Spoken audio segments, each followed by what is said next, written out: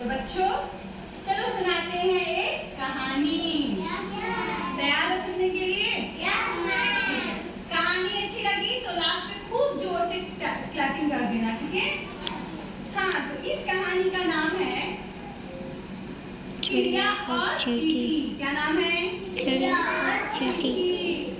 एक पेड़ पर एक चिड़िया रहती थी और उसके थे 4 बच्चे। कितने बच्चे? 4 बच्चे।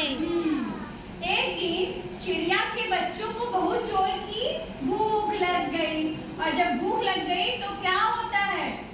रोते हैं ना? यस। तो चिड़िया के चारों बच्चे रोने लगे, ठीक है? Yes ma'am.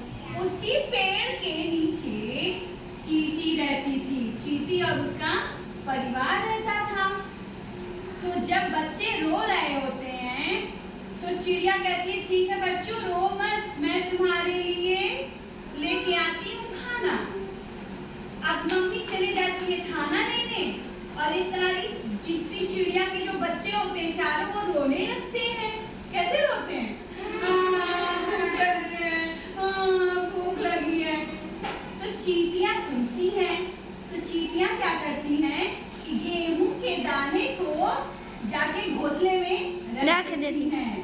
गेहूं के दाने को उठा करके एक करके ले जाके घोंसले में डाल देती हैं। देखो, तो जब डाल देती हैं तो चिड़िया के चारों बच्चे उन गेहूं के दाने को खा के और पेट को भर लेते हैं। शाम को जब उसकी मम्मी, चिड़िया की मम्मी, तो चिड़िया मम्मी है, वो रोटी लेके आती है खाने के लिए। तो सारे बच्चे कहते हैं मम्मी चींटी बहुत अच्छी है, चींटी ने मुझे गेहूं के दाने दिए और हम लोग उसी से अपना पेट भर लिए हैं। तो जो चिड़िया मम्मी थी वो बड़ा खुश हुई। तो उसने क्या किया कि रोटी, क्या जो टुकड़ा था ना रोटी, उसमें थोड़ी सी रोटी को तोड़ के उसने रख दिया, ठीक है? और उसके बाद सारी चिड़िया और चींटियां उस रोटी को खाई